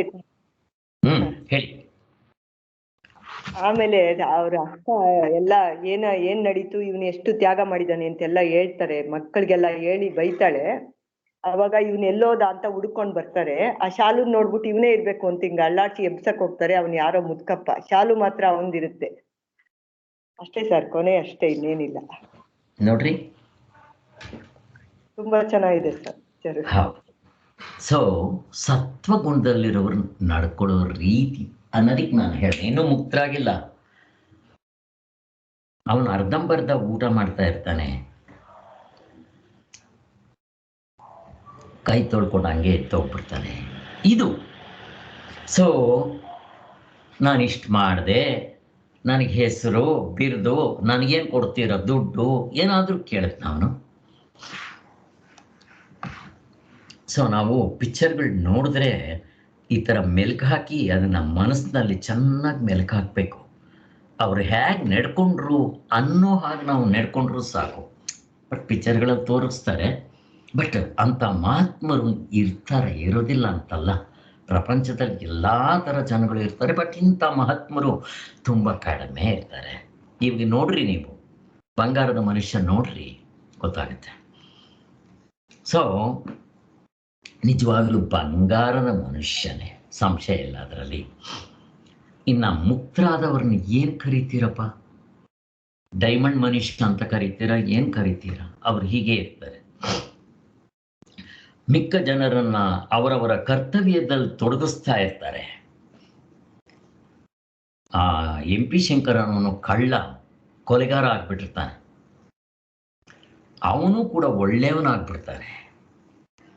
ಸೊ ಹೀಗೆ ಅವರು ಒಳ್ಳೆ ದಾರಿನಲ್ಲಿ ನಡೀತಾ ಅವ್ರ ಸುತ್ತಮುತ್ತಲು ಇರೋ ಜನಗಳಿಗೆ ಒಳ್ಳೆ ದಾರಿಲಿ ನಡೆಯೋ ಹಾಗೆ ಪ್ರೋತ್ಸಾಹ ಕೊಡ್ತಾ ಹೋಗ್ತಾರೆ. ಇದು ಆದ್ದರಿಂದ ಅವರಿಗೆ ಆ ಕರ್ತೃತ್ವ ಬುದ್ಧಿ ಕಳೆದುಕೊಂಡು ಅವ್ರಿಗೆ ಕರ್ತೃತ್ವ ಬುದ್ಧಿನೇ ಇರೋದಿಲ್ಲ ಅವ್ರಿಗೆ. ಯಾಕೆ? ಆತ್ಮನಿಗೆ ಕರ್ತೃತ್ವ ಇದೆಯಾ? ಇಲ್ವೇ ಇಲ್ಲ ಅಂತ ಹೇಳ್ತಾರೆ. ಕ್ರಿಯಾಕಾರಕ ಫಲವೆಲ್ಲ ಅವ್ರ ಕಣ್ಣಿಗೆ ಕೂಟಸ್ಥವಾದ ಸಚ್ಚಿದಾನಂದ ಬ್ರಹ್ಮಸ್ವರೂಪಿ ಆಗ್ಬಿಟ್ಟಿರುತ್ತೆ. ಆದ್ದರಿಂದ ಆಯಾ ಕೆಲಸಗಳನ್ನು ಮಾಡುವಾಗಲೂ ತಾವು ಅಕರ್ತೃ ಸ್ವರೂಪರೇ. ತಾವು ಏನೇ ಕೆಲಸ ಮಾಡ್ತಾ ಇರಲಿ, ನಾನು ಮಾಡ್ತಾ ಇದ್ದೀನಿ ಅನ್ನೋದು ಕಿಂಚಿತ್ತಿರೋದಿಲ್ಲ ಅವರಿಗೆ. ಇದು ಅಕರ್ತೃ ಸ್ವರೂಪ. ಆತ್ಮನಲ್ಲಿ ನಿಂತವ್ರಿಗೆ ಬಂದಿರುತ್ತೆ ಎಂಬ ನಿಶ್ಚಯ ಅವರಲ್ಲಿರುತ್ತೆ. ಗೀತಾ 5ನೇ ಅಧ್ಯಾಯ 8ನೇ ಶ್ಲೋಕ ನೋಡ್ಕೊಳ್ರಿ. ಅವರಿಗೆ ಉಚ್ಚ ನೀಚ ತಾರತಮ್ಯವಿರೋದಿಲ್ಲ. ಇವರು ಮೇಲು, ಇವರು ಕೀಳು, ಇವರು ಬಡವರು, ಇವರು ಶ್ರೀಮಂತರು ಏನೂ ಇಲ್ಲ. ಕೆಲವು ಗುರುಗಳಿಗೆ ಶ್ರೀಮಂತರ ಕಂಡ್ರೆ ಪ್ರೀತಿ, ಅವ್ರಿಗೆ ಮಾತ್ರ ಬೋಧನೆ ಮಾಡೋದು, ಇದು ಕೊಡೋದು ಎಲ್ಲ. ಬಡವರನ್ನ ಕಂಡ್ರೆ ಆಗೋದೇ ಇಲ್ಲ. ಹಿಂಗೆಲ್ಲ ಇರುತ್ತೆ. ನಿಜವಾದ ಗುರುಗಳಿಗೆ ಇದು ಈ ರೀತಿ ಇರೋದಿಲ್ಲ. ಎಲ್ಲೆಲ್ಲಿಯೂ ಸರ್ವಸಮ್ಮತವಾದ ಬ್ರಹ್ಮಬುದ್ಧಿಯೇ ಇರುತ್ತೆ. ದೇವರಿಗೆ ಇವರು ಬಡವರು, ಇವರು ಶ್ರೀಮಂತರು, ಹಂಗೇನಾದ್ರೂ ಭೇದ ಭಾವನೆ ಇರುತ್ತಾ? ಇವರು ದೇವರಾಗಿರ್ತಾರೆ, ದೇವರಾದಾಗ ದೇವರ ಥರನೇ ನಡ್ಕೋಬೇಕು, ನಡ್ಕೊಂತಾರೆ, ಅವ್ರು ಹಾಗೇ ಇರ್ತಾರೆ. ಆದ್ರಿಂದ ಶತ್ರು ಮಿತ್ರ ಭಾವನೆ ಇರುತ್ತಾ ಇವರಿಗೆ. ಭಕ್ತ ಪ್ರಹ್ಲಾದನ್ನ ಅವ್ರ ತಂದೆ ಕೊಂಡಿಸ್ಕೊಂಡ್ರು. ಶತ್ರು ಅಂದ್ರೆ ಯಾರು, ಮಿತ್ರ ಅಂದ್ರೆ ಯಾರು ಅಂತ ಕೇಳ್ತಾನೆ. ಅವಾಗ ಅವನು ಕೇಳ್ತಾನೆ, ಭಕ್ತ ಪ್ರಹ್ಲಾದ, ಅಪ್ಪ ಶತ್ರು ಅಂದ್ರೆ ಯಾರು, ಮಿತ್ರ ಅಂದ್ರೆ ಯಾರು? ಅವನ ದೃಷ್ಟಿಯಲ್ಲಿ ಶತ್ರು ಮಿತ್ರರೇ ಇಲ್ಲ, ಎಲ್ಲರೂ ಕೂಡ ನಾರಾಯಣನ ಸ್ವರೂಪ. ನೋಡ್ರಿ, ಈ ಭಾವನೆ ಭಾವನೆ ಅಲ್ಲ. ಭಾವನೆ ಅಂತಂದ್ರೆ ಒಂದು ಆ ರೀತಿ ನಡ್ಕೊಳ್ಳೋಕ್ ಪ್ರಯತ್ನ ಮಾಡೋದು. ಆದ್ರೆ ಮುಕ್ತರು ಸಹಜವಾಗಿ ಇರ್ತಾರೆ. ಅವ್ರ ಸಹಜವಾಗಿ ಸ್ಥಿತಿ ಬಂದ್ಬಿಟ್ಟಿರುತ್ತೆ. ಅದು ಎಫರ್ಟ್ಲೆಸ್, ಚಾಯ್ಸ್ಲೆಸ್, ಸ್ಪಾಂಟೇನಿಯಸ್. ನಮ್ಗೆ ಹೇಗೆ ಕೋಪತಾಪಗಳು ಸಹಜವಾಗಿದೆಯೋ, ಅವ್ರಿಗೆ ಆ ಒಳ್ಳೆ ಗುಣಗಳು ಅನ್ನೋದು ಸಹಜವಾಗಿ ತಾಂಡವಾಡ್ತಾ ಇರುತ್ತೆ. ಎಫರ್ಟ್ಲೆಸ್ ಆಗಿರುತ್ತೆ. ಅವ್ರಿಗೆ ಅದು ಕಷ್ಟನೇ ಅನ್ಸೋದಿಲ್ಲ. ಹಾಗೆ ಅದಕ್ಕೆ ಬ್ರಹ್ಮಜ್ಞಾನಿಗಳು ಹೇಗೆ ನಡ್ಕೊತಾರೋ ಅವ್ರು ನಾವು ಕಾಪಿ ಚಟ್ ಹೊಡಿಬೇಕಂತೆ. ಅದು ಮಾತ್ರ ಅಲ್ಲ, ಪಿಕ್ಚರ್ಗಳಲ್ಲಿ ಈ ಥರ ಎಲ್ಲಾದರೂ ನೋಡಿದಾಗ ಮೆಲುಕು ಹಾಕಿ ನಾವು ಹಾಗೆ ಆಗೋದಿಕ್ಕೆ ಪ್ರಯತ್ನ ಮಾಡ್ತಾ ಇರಬೇಕು. ನಮ್ಮ ಮನಸ್ಸಿನಲ್ಲಿ ಆ ಕಡೆ ಆಸೆ ಬರಬೇಕು. ಅದಕ್ಕೋಸ್ಕರ ಇನ್ನ ಅಮಾನಿತ್ವಾದಿ ಗುಣಗಳು ಅವರಲ್ಲಿ ಹೇಳಿದ್ನಲ್ಲ ಇವಾಗ, ಸಹಜವಾಗಿರುತ್ತೆ. ಎಫರ್ಟ್ಲೆಸ್, ಚಾಯ್ಸ್ಲೆಸ್, ಸ್ಪಾಂಟೇನಿಯಸ್, ಅಪ್ರಯತ್ನವಾಗಿ ನಿತ್ಯ ಸಿದ್ಧವಾಗಿರುತ್ತೆ. ಅಧ್ಯಾತ್ಮದಯನ ಮಾಡಬೇಕೆಂಬ ಜನರಿಗೆ ಅವರ ಆದರ್ಶ ಪ್ರಿಯರಾಗಿರ್ತಾರೆ.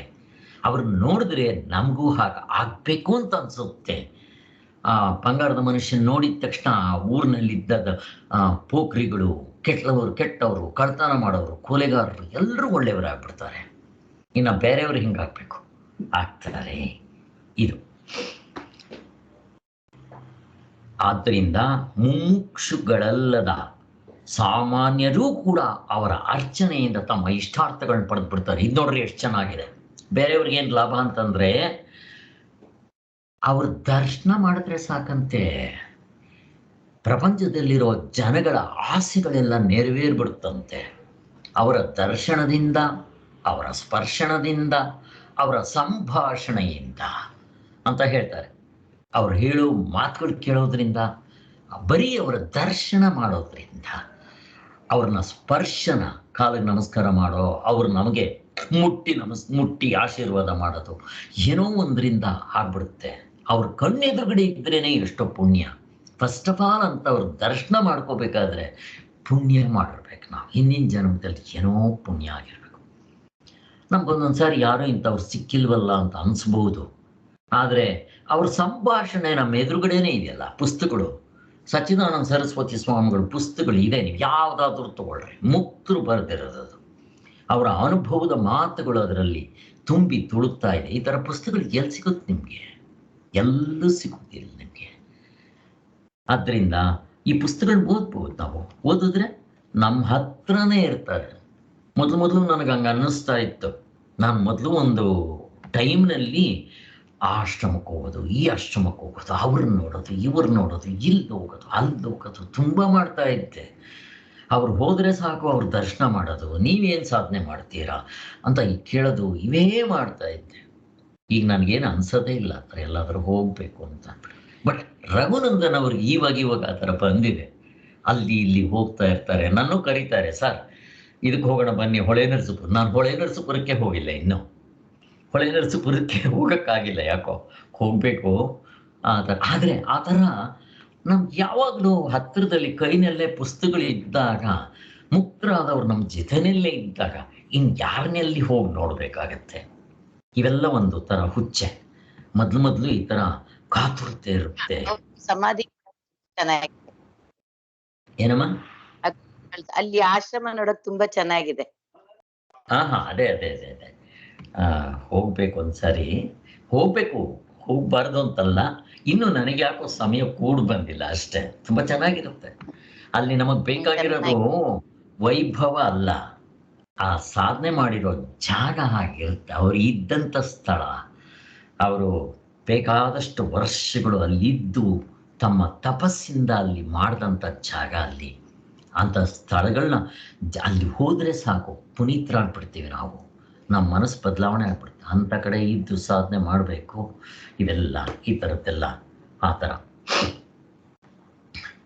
ಅದರಿಂದ ಯಾರು ಪ್ರಪಂಚದ ವ್ಯವಹಾರಗಳಲ್ಲಿರ್ತಾರೋ ಅಂಥವರು ಅವ್ರ ದರ್ಶನ ಮಾಡೋದ್ರಿಂದನೇ ಎಷ್ಟು ಲಾಭ ಇದೆ ಅಂತೆ ನೋಡ್ರಿ. ಅವ್ರ ಮನಸ್ಸಿನಲ್ಲಿ ಏನಾದರೂ ಸಂಕಲ್ಪ ಮಾಡಿಕೊಂಡ್ರೆ ಯಾರೋ ಅಲ್ಲಿ ಅವ್ರ ದರ್ಶನ ಮಾಡಕ್ಕೆ ಹೋಗಿರ್ತಾರಲ್ಲ, ಅವು ನೆರವೇರಿಬಿಡುತ್ತಂತೆ. ಯಾಕೆ ಗೊತ್ತಾ, ಇವರ ದರ್ಶನದಿಂದಲೇ ಅಷ್ಟಾಗ್ಬಿಡುತ್ತಂತೆ. ಇನ್ನು ಅವ್ರೇನಾದರೂ ಸಂಕಲ್ಪ ಮಾಡಿದ್ರೆ ಬೈ ಚಾನ್ಸ್ ಸ್ವಾಮಿ ನನಗೆ ಒಳ್ಳೇದಾಗಲಿ ಅಂತ ಆಶೀರ್ವಾದ ಮಾಡಿ ಅಂತ ಕೇಳ್ಕೊಂಡಾಗ ಅವರು ಪಾಪ ಇರೋದಿಲ್ಲ, ತುಂಬ ಕರುಣೆ ಇರುತ್ತೆ ಅವರಿಗೆ. ಎಲ್ಲರ ಮೇಲೂ ಪ್ರೀತಿ, ವಾತ್ಸಲ್ಯ, ಪ್ರೇಮ, ಸಹನೆ, ತಾಳ್ಮೆ, ಅನುಕಂಪ, ಕ್ಷಮೆ, ದಯೆ, ಮೈತ್ರಿ ಸಹಜವಾಗಿರುತ್ತೆ, ಎಫರ್ಟ್ಲೆಸ್ ಆಗಿರುತ್ತೆ ಅವರಿಗೆ.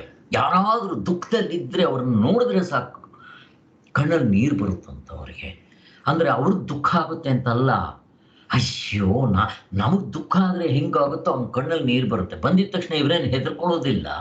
ಹಾಗೆ ಒಂದ್ಸಾರಿ ವಿವೇಕಾನಂದರು ಎಲ್ಲರೂ ಅವರ ಗುರುಬಾಯಿಗಳ ಜೊತೆಯಲ್ಲೆಲ್ಲ ಮಲಗಿದ್ದಾರೆ. ಇದ್ದಂಗೆ ಮಧ್ಯರಾತ್ರಿಯಲ್ಲಿ ಎದ್ಬಿಟ್ಟು ನನಗೆ ಯಾಕೋ ಒಂಥರ ದುಃಖ ಆಗ್ತಾ ಇದೆ, ಅಂತ ಇದ್ದಾರಂತೆ ವಿವೇಕಾನಂದರು. ಎಲ್ಲೋ ಕನಸು ಕಂಡಿರ್ಬೇಕು, ಮಲಕೋ ಅಂತ ಹೇಳಿದ್ರಂತೆ ಎಲ್ರು. ಇಲ್ಲ ನನಗೆ ಯಾಕೋ ಹಿಂಸೆ ಆಗ್ತಾ ಇದೆ ಅಂತ ಹೇಳಿದ್ರೆ ವಿವೇಕಾನಂದರು. ಸರಿ, ಇವ್ರು ಏನೋ ಸಂತಾಶೆ ಮಾಡಿದ್ರು, ಮಲಕ್ಕೊಂಡ್ರು. ಬೆಳಿಗ್ಗೆ ಎದ್ದು ನೋಡಿದ್ರೆ ಎಲ್ಲೋ ಒಂದು ಕಡೆ ಭೂಕಂಪ ಆಗಿದೆ.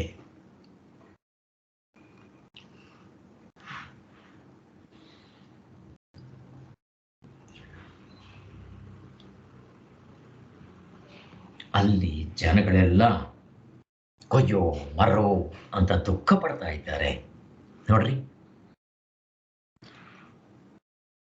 ಬ್ರಹ್ಮಜ್ಞಾನಿಗಳಿಗೆ ಇದು ಹೃದಯಕ್ಕೆ ತಾಕ್ಬಿಡುತ್ತಂತೆ.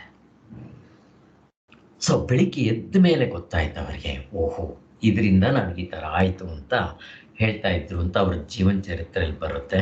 ಹಾಗೆ ಮತ್ತೆ ಜನಗಳಿಗೆ ಬೇರೆ ಉಪಯೋಗ ಏನಾಗುತ್ತೆ ಅನ್ನೋದಕ್ಕೆ ನನಗೆ ಗೊತ್ತಿದ್ದಂಗೆ ಸಚ್ಚಿದಾನಂದ ಸರಸ್ವತಿ ಸ್ವಾಮಿಗಳದ್ದು ಹೇಳಬೇಕು ಅಂತಂತಂದರೆ, ನಾನು ನೋಡಿದ್ದೆ. ಸಚ್ಚಿದಾನಂದ ಸರಸ್ವತಿ ಸ್ವಾಮಿಗಳು ನಾನು ನೋಡಿಲ್ಲ, ಆದರೆ ಸಚ್ಚಿದಾನಂದ ಸರಸ್ವತಿ ಸ್ವಾಮಿಗಳು ಇದನ್ನು ಮಾಡ್ತಾ ಇದ್ರು, ಭಗವತ್ಪಾದರು ಮಾಡ್ತಾ ಇದ್ರು.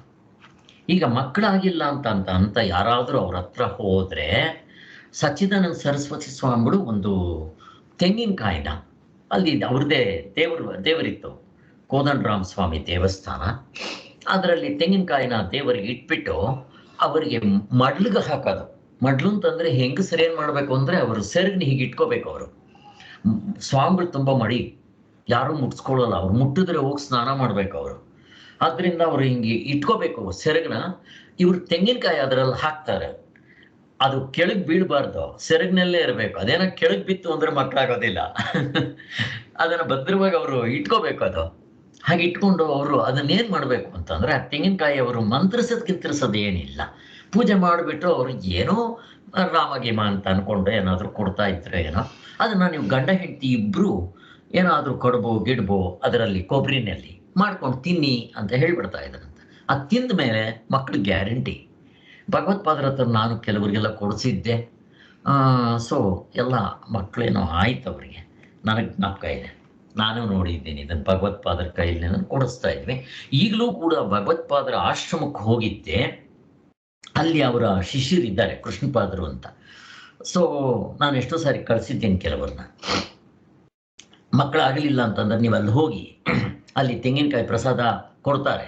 ಅಲ್ಲಿ ಭಗವತ್ಪಾದರ ಇದಕ್ಕೆ ಪೂಜೆಗೆ ಇಟ್ಬಿಟ್ಟು ಒಂದು ತೆಂಗಿನಕಾಯಿ ಕೊಡ್ತಾರೆ. ಗಂಡ ಹೆಂಡತಿ ಇಬ್ಬರು ನೀವೇ ತಿನ್ನಬೇಕು, ಅದನ್ನು 3 ದಿನ ಮಾಡ್ಕೊಂಡು ತಿನ್ನಬೇಕು ಅಂತೇನೋ ಹೇಳ್ತಾರೆ. ಅವುಗಳನ್ನ ಮಾಡಿದ್ರೆ ಮಕ್ಕಳಾಗತ್ತೆ ನೋಡ್ರಿ.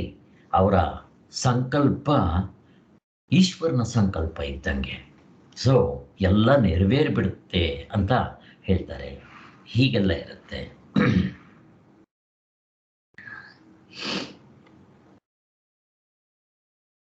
ಮತ್ತೆ ಇನ್ನೊಂದು, ಇವರು ಸಿದ್ಧಿಪದ್ಧಿ ಏನು ಇರೋದಿಲ್ಲ ಇವರಿಗೆ.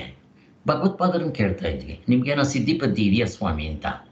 ಸಿದ್ಧಿಪದ್ಧಿ ಇಲ್ಲ, ಎಂಥದ್ದು ಇಲ್ಲ ಅಂತ ಹೇಳ್ತಾ ಇದ್ರು. ಆದರೆ ಭಗವತ್ಪಾದರ ಅವರ ಅನುಭವ ಹೇಳಿದೇನು ಅಂದರೆ, ವಿವೇಕಾನಂದರು ಒಂದು ಸಾರಿ ಕಾನ್ಸಂಟ್ರೇಷನ್ ಮೆಥಡ್ ಮಾಡೋದನ್ನು ಹೇಳಿದ್ರಂತೆ. ಆ ಸಿದ್ಧಿಗಳು ಬರುತ್ತೆ ಅಂತ ಎಲ್ಲ ಅವರ ಪುಸ್ತಕಗಳಲ್ಲಿ ಓದ್ಕೊಂಡಿದ್ರಂತೆ. ಒಂದು ಸಾರಿ ನಾನು ಪ್ರಯತ್ನ ಮಾಡ್ತೀನಿ ಅಂತ ಹೇಳಿ ಭಗವತ್ಪಾದರು ಕಾನ್ಸಂಟ್ರೇಷನ್ ಮಾಡ್ಬೇಕು. ಅದನ್ನು ಯಾರಾದರೂ ಏನಾದರೂ ಹೇಳಿದ್ರೆ ಅದನ್ನು ಕಾನ್ಸಂಟ್ರೇಷನ್ನಿಂದ ಅದನ್ನೇ ಯೋಚನೆ ಮಾಡಿದ್ರೆ ಸೊಲ್ಯೂಷನ್ ಬರುತ್ತಂತೆ. ಇಂಟ್ಯೂಷನ್ ಅಂದರೆ ಒಳಗಡೆಯಿಂದ ಬರೋದು, ಅದು ಹೆಚ್ಚು ಕಡಿಮೆ ಇರೋದಿಲ್ಲ. ಅದು ಟಕ್ ಅಂತ ಬರುತ್ತೆ, ಆನ್ಸರು ಟಕ್ ಅಂತ ಹೇಳ್ಬಿಡ್ತಾರೋ. ಒಂದು ಸಾರಿ ಏನಾಯ್ತು ಅಂತಂದರೆ, ಇದು ಸ್ವಲ್ಪ ಅಭ್ಯಾಸ ಮಾಡ್ಕೊಂಡಿದ್ರು ಇವರು. ಜಪಗಿಪ ಮಾಡೋವ್ರಿಗೆ ಇಂಥವೆಲ್ಲ ಆಗುತ್ತೆ, ಏನು ಕಷ್ಟ ಇರೋದಿಲ್ಲ. ಆಮೇಲೆ ಏನಾಯಿತು, ಒಂದು ಸಾರಿ ಒಬ್ಬ ಎಮ್ಮ ಬಂದಿದ್ದೆ, ಸ್ವಾಮಿಗಳೇ ನನ್ನ ಹತ್ರ ಒಂದು 200 ರೂಪಾಯಿ ಏನೋ ಇದೆ, 100-200, ನಾನೊಂದು ಹಸು ತಗೋಬೇಕು ಅಂತಿದ್ದೀನಿ. ನನ್ನ ಜೀವನ ಎಲ್ಲ ಇದ್ರ ಮೇಲೆ ಆಗಬೇಕು, ನನ್ನ ಮಕ್ಕಳೆಲ್ಲ ಇದರಿಂದ ಆಗಬೇಕು. ಆ ಹಸುಗಿಚ್ಚು ಏನಾದರೂ ಹೆಚ್ಚು ಕಡಿಮೆ ಆಗ್ಬಿಟ್ರೆ ನಾನು ಸತ್ತೋಗ್ಬಿಡ್ತೀನಿ, ನಾನು ಮಕ್ಕಳಿಗೆಲ್ಲ ವಿಷ ತಗೋಬೇಕು ಅಂತ ಹೇಳಿದ್ರಂತೆ. ಇವರು ಸ್ವಲ್ಪ ಕಣ್ಣು ಮುಚ್ಕೊಂಡು ಹಾಗೇ ಕಾನ್ಸಂಟ್ರೇಷನ್ನಿಂದ ನೋಡಿ, ಅಮ್ಮ ತಗೊಳ್ಳೋದು ಬೇಡ, ಆ ಹಸು ತಗೋಬೇಡ ಅಂದ್ರಂತೆ. ಒಂದು ವಾರ ಆದಮೇಲೆ ಅವಳು ಬಂದು, ಸ್ವಾಮಿಗಳೇ ನೀವು ನನ್ನ ಉದ್ಧಾರ ಮಾಡಿಬಿಟ್ರಿ ಅಂತ ಹೇಳಿ ಕಾಲಿಗೆ ನಮಸ್ಕಾರ ಮಾಡಿ, ಅಯ್ಯೋ ಅಂತ, ಯಾಕಮ್ಮ ಏನಾಯ್ತು ಅಂದರೆ, ಸ್ವಾಮಿ ನಾನು ಯಾವ ಹಸು ಕೊಂಡ್ಕೋಬೇಕು ಅಂತಿದ್ನೋ ಅದು ಆ ರೈಲ್ವೆ ದಾಟ್ತಾ ಇದ್ದಾಗ ರೈಲು ಹೊಡೆದು ಸತ್ತೋಯ್ತು ಸ್ವಾಮಿ ಅಂತಂದಂತೆ. ನಾನೇನೋ ತೊಗೊಂಡ್ಬಿಟ್ಟಿದ್ದೆ, ನನ್ನ ಪಾಪರಾಗ್ಬಿಡ್ತಾ ಇದ್ದೆ ಅಂತ. ಕೊನೆಗೇನಾಯಿತು, ಬರ್ತಾ ಸ್ವಾಮಿಗಳ ಹತ್ರ, ಸ್ವಾಮಿ ನಾನು ಬೀಗದ ಕೈಯೆಲ್ಲೋ ಇಟ್ಬಿಟ್ಟಿದ್ದೀನಿ, ನನ್ನ ಮಗನಿಗೆ ಮದುವೆ ಆಗಲಿಲ್ಲ, ನಮ್ಗೆ ಇಂಥ ತೊಂದರೆ ಆಯಿತು ಅಂತ ಹೇಳ್ಕೊಳಕ್ಕೆ ಶುರು ಮಾಡಿದ್ರಂತೆ. ಅದಕ್ಕೆ ಭಗವತ್ಪಾದರು, ಇಲ್ಲಿದ್ದರೆ ನನ್ನ ಸಾಧನೆ ಆಗೋದಿಲ್ಲ, ಆಮೇಲೆ ಸುಮ್ಮನೆ ದುಡ್ಡು ಬರ್ಬೋದು, ಶಿಷ್ಯರು ಕೂಡಾಕೋಬೋದು, ಹೆಸರು ಬರ್ಬೋದು ಅಂತೇಳಿ ಹೇಳ್ದೆ ಮಾಡಿದ್ರೆ ಊರು ಬಿಟ್ಟು ಹೋಗ್ಬಿಟ್ರಂತವ್ರು. ಹಿಂಗಿರುತ್ತೆ ನೋಡ್ರಿ ಸಿದ್ಧಿಪತ್ತಿಗಳು. ಇವುಗಳಿಗೆ ನಾವು ಮೊರೆ ಹೋಗಬಾರ್ದು. ಬಂದರೆ ಅಡಚಣೆ. ನಮಗೆ ಮೋಕ್ಷದ ಕಡೆ ಗಮನ ಇರಬೇಕೆ ಹೊರತು ಈ ಜುಜುಬಿ ಬೆಳ್ಳಿ ಈ ಏನಂತಾರೆ ಕಪ್ಪೆ ಚಿಪ್ ಕಡೆ ಗಮನ ಇರಬಾರ್ದು. ನಮಗೆ ನಿಜವಾದ ಡೈಮಂಡ್ ಅಲ್ಲಿದೆ, ಅದ್ರ ಕಡೆ ಹೋಗಬೇಕು. ಆದ್ದರಿಂದ ಸಿದ್ಧಿ ಪದ್ಧಿ ಇವೆಲ್ಲ ಈ ಕಡೆ, ಆದ್ದರಿಂದ ಇವಕ್ಕೇನು ಅಷ್ಟು ಬೆಲೆ ಕೊಡೋಕ್ಕೆ ಹೋಗಬಾರ್ದು. ಮತ್ತು ನಾನು ಕೇಳಿರೋ ಪೈಕಿ ಕೆಲವರಿಗೆ ಸಿದ್ಧಿಗಳಿತ್ತು. ಕನಗಡ ರಾಮದಾಸರಿಗೆ ಯಾವ ಸಿದ್ಧಿನೂ ಇರಲಿಲ್ಲ, ಕೃಷ್ಣಬಾಯಿ ಅವ್ರಿಗೆ ಯಾವ ಸಿದ್ಧಿನೂ ಇರಲಿಲ್ಲ, ಸಚ್ಚಿದಾನಂದ ಸರಸ್ವತಿ ಸ್ವಾಮಿಗಳಿಗೆ ಯಾವ ಸಿದ್ಧಿನೂ ಇರಲಿಲ್ಲ, ಭಗವತ್ಪಾದರಿಗೆ ಇರಲಿಲ್ಲ. ಹಾಗೆ ಇನ್ನು ಕೆಲವ್ರಿಗಿರುತ್ತೆ. ಬ್ರಹ್ಮಚೈತನ್ಯರಿಗಿತ್ತು, ಅವ್ರ ಜೀವನ ಚರಿತ್ರೆ ಓದಿದ್ವಿ. ಸಮರ್ಥ ರಾಮದಾಸರಿಗಿತ್ತು ಸಿದ್ಧಿಗಳು. ಹಾಗೆ ಅದೇ ನೀವು ಇವ್ರು ನೋಡ್ರಿ, ಅವ್ರ ಶಿಷ್ಯರು ಇವರು ಯಾರೋ ಬ್ರಹ್ಮಾನಂದರು, ಯಾವ ಸಿದ್ಧಿನೂ ಕಾಣಿಸ್ಲಿಲ್ಲಪ್ಪ. ಹೀಗೆ ಸಿದ್ಧಿಗಳ ವಿಚಾರ ಈ ಥರ ಇರುತ್ತೆ. ಇದನ್ನು ಕುಲಕರ್ಣಿ ಸ್ವಾಮಿಗಳು ಒಂದು ಕಡೆ ಹೇಳಿದ್ದಾರೆ. ಒಂದು ಸಾರಿ ಇವ್ರನ್ನ ಆಂಧ್ರಕ್ಕೆ ಕರ್ಕೊಂಡು ಹೋಗಿದ್ರಂತೆ. ಸಚ್ಚಿದಾನಂದ ಸರಸ್ವತಿ ಸ್ವಾಮಿಗಳು ಮುಕ್ತರ ಆದಮೇಲೆ ಐ ಥಿಂಕ್ 65ನಲ್ಲೇನೋ ಅಥವಾ 68ನಲ್ಲೋ ಎಲ್ಲ ಊರುಗಳಿಗೂ ಹೋಗಿ ಸಂಸ್ಥೆಗಳನ್ನ ಮೀಟ್ ಮಾಡಿ, ಯಾರ್ಯಾರು ಗುರುಗಳು ದೊಡ್ಡ ದೊಡ್ಡ ಆಶ್ರಮಗಳಿರುತ್ತೋ ಅಲ್ಲೆಲ್ಲ ನಿಜವಾದ ಶಂಕರರ ವೇದಾಂತ ಈ ಥರ ಹೇಳುತ್ತೆ, ಸಾರ್ವತ್ರಿಕ ಪೂರ್ಣಾನುಭವದಿಂದ ನೋಡ್ಕೊಳ್ಳಿ, ಮುಕ್ತರಾಗ್ಬೋದು ಅಂತೆಲ್ಲ ಹೇಳಕ್ಕೆ ಹೋಗಿದ್ರಂತೆ. ತಿಳಿಸೋಣ, ಅವ್ರು ಸುಮ್ಮನೆ ಕೂತ್ಕೊಳ್ಳೋಕೆ ಬರಲ್ಲ. ಸ್ವಾಮಿಗಳು ಕೊನೆಯವರೆಗೂ ಉಸಿರಿರೋವರೆಗೂ ಕೂಡ ತಿಳಿಸ್ತಾನೇ ಇದ್ದರು. ಹಾಗೆ ಅವ್ರ ಶಕ್ತಿ ಕೊನೆಯವರೆಗೂ ಇರೋವರೆಗೂ ಎಲ್ಲೋ ಒಂದು 3 ತಿಂಗಳು ಸ್ವಲ್ಪ ನೆನಪು ಕಡಿಮೆ ಆಯಿತು ಅಂತ ಹೇಳ್ತಾ ಇದ್ರು. ಕೊನೆಯಲ್ಲಿ 1-2 ತಿಂಗಳು 1 ತಿಂಗಳು ಇರಬೇಕಷ್ಟೇ. ಆದ್ದರಿಂದ ಇವರು ಆಂಧ್ರದಿಗೆ ಹೋದಾಗ ಕುಲಕರ್ಣಿ ಸ್ವಾಮಿಗಳು ಇವರು ಯಾವುದೋ ಒಂದು ದತ್ತಾತ್ರೇಯ ಕ್ಷೇತ್ರ ಅಲ್ಲಿ ಹೋಗಿದ್ದಾರೆ. ಇವರು ಮತ್ತು ವಿರೂಪಾಕ್ಷ ಶಾಸ್ತ್ರಿಗಳು ಒಳಗಡೆ ಇದ್ದಾರೆ. ಈ ಕುಲಕರ್ಣಿ ಸ್ವಾಮಿಗಳು ದೇವಸ್ಥಾನದ ಹೊರಗಡೆ ಈ ನವಗ್ರಹಗಳಿರುತ್ತೆ, ಅದಕ್ಕೆ ಪ್ರದಕ್ಷಿಣೆ ಹಾಕ್ತಾ ಇದ್ರಂತೆ ಸುತ್ತಲೂ. ಹಾಗಾದ ಮೇಲೆ ಇವ್ರಿಗೆ ಅನ್ನಿಸ್ತಂತೆ, ಅಯ್ಯೋ ನನಗೆ ನೀನು ದರ್ಶನನೇ ಕೊಡ್ಲಿಲ್ವಲ್ಲಪ್ಪ ಅಂತ ದತ್ತಾತ್ರೇಯನ ಉಪಾಸಕರು. ಅದಕ್ಕೋಸ್ಕರ ಹಾಗೆ ಕೇಳ್ಕೊಂಡ್ರಂತೆ. ಹಂಗೆ ಅನ್ಕೊಂಡಿದ್ದ ತಕ್ಷಣ ಸಚ್ಚಿದಾನಂದ ಸರಸ್ವತಿ ಸ್ವಾಮಿಗಳು ಒಳಗಡೆಯಿಂದ ಹೊರಗಡೆಗೆ ಬಂದವರು ನಿಂತ್ಕೊಂಡ್ರಂತೆ. ಇವ್ರು ನೋಡ್ತಾ ಇದ್ರೆ ಸಾಕ್ಷಾತ್ ದತ್ತಾತ್ರೇಯನ ಆ ರೂಪದಲ್ಲಿ ಕಾಣ್ತಾ ಇದ್ದಾನಂತೆ. ಆಗ ಸಚ್ಚಿದಾನಂದ ಸರಸ್ವತಿ ಸ್ವಾಮಿಗಳು ಕೂಡ ಇಳೀಲ ಅಂತ ಕೇಳಿದ್ರಂತೆ. ಆಯಿತು ಸ್ವಾಮಿ ಅಂತ ಸಾಷ್ಟಾಂಗ ನಮಸ್ಕಾರ ಮಾಡಿದೆ. ಆಯ್ತು ಸ್ವಾಮಿ, ನನಗೆ ದರ್ಶನ ಆಯ್ತು, ಇಳೀರಿ ಸ್ವಾಮಿ ಅಂತ ಅಂದೆ ಅಂತ ಹೇಳ್ಕೊಂಡು ಅವ್ರು ಬರ್ಕೊಂಡಿದ್ದಾರೆ ಅವ್ರ ಪುಸ್ತಕದಲ್ಲಿ. ಹೀಗೆ ಅವ್ರಿಗೇನು ಗೊತ್ತಿರೋದಿಲ್ಲ ಇದನ್ನ ಭಗವತ್ಪಾದರನ್ನ ಕೇಳಿದಕ್ಕೆ, ಮಾಡಿದವ್ರಿಗೆ ಏನು ಗೊತ್ತಿರೋದಿಲ್ಲ ಅವರಿಗೆ. ಅವ್ರನ್ನ ಕೇಳ್ರಿ, ನೀವು ಈ ಥರ ರೂಪ ನಮಗೆ ದರ್ಶನ ಕೊಟ್ರಿ ಅಂತ, ನನಗೇನು ಗೊತ್ತಿಲ್ಲ ಅಂತಾರೆ ಅವರು. ಆದರೆ ಭಕ್ತರಿಗೆ ಆ ರೀತಿ ದರ್ಶನಗಳು ಆಗೋ ಚಾನ್ಸಸ್ ಇರುತ್ತೆ ಅಂತ ಹೇಳ್ತಾರೆ. ಇದು ಬೇರೆ ಅವರಿಂದ ಪ್ರಪಂಚಕ್ಕೆ ಆಗೋದು. ಮತ್ತು ಅವ್ರು ಏನೂ ಮಾಡೋದು ಬೇಡ, ಅವರ ಅಂತಃಕರಣ ತುಂಬ ಶುದ್ಧವಾಗಿರುತ್ತೆ. ಎಲ್ಲಿ ಶುದ್ಧತೆ ಇರುತ್ತೋ ಅಲ್ಲಿ ಕ್ರೂರ ಮೃಗಗಳು ಜಗಳಾಡೋಲ್ವಂತೆ, ಒಂದಕ್ಕೊಂದು ಅನನ್ಯವಾಗಿರುತ್ತಂತೆ, ಹೀಗೆಲ್ಲ ಇರುತ್ತೆ. ಆದ್ದರಿಂದ ನಾವು ಇಂಥವರ ಹತ್ತಿರದಲ್ಲಿ ಸ್ವಲ್ಪ ವಾಸ ಮಾಡಬೇಕು. ಅದೇ ನಮಗೆ ದೊಡ್ಡ ಸಾಧನೆ. ಮೊದಲು ನಾವು ಇಂಥವ್ರ ಹತ್ತಿರದಲ್ಲಿರೋದೋ ಇಂಥವ್ರ ಜೊತೆಯಲ್ಲಿರೋದೋ ಮಾಡಬೇಕಾಗತ್ತೆ. ಆಮೇಲೆ ಅಲ್ಲಿದ್ದಾಗ ಅವರು ಹೇಳುವ ವಿಚಾರಗಳು ಕೇಳೋದು, ಇವೆಲ್ಲ ಮಾಡಬೇಕಾಗತ್ತೆ ಅಂತ ಹೇಳ್ತಾ ಇರ್ತಾರೆ. ಇಲ್ಲಿಗೆ ನಿಲ್ಲಿಸೋಣ. ಆ ಭಗವಂತನಲ್ಲಿ ಪ್ರಾರ್ಥನೆ ಮಾಡೋಣ, ನಮ್ಮೆಲ್ಲರಿಗೂ ಈ ಥರದ್ದೆಲ್ಲ ಕರುಣಿಸಿ ನಮ್ಮನ್ನೂ ಕೂಡ ಮುಕ್ತರನ್ನಾಗಿ ಮಾಡಪ್ಪ ಅಂತ ಭಗವಂತನಲ್ಲಿ ಪ್ರಾರ್ಥನೆ ಮಾಡಿಕೊಂಡು ಮುಗಿಸೋಣ. ಓಂ ಶಾಂತಿ ಶಾಂತಿ ಶಾಂತಿ. ಜೈ ಗುರುದೇವ್.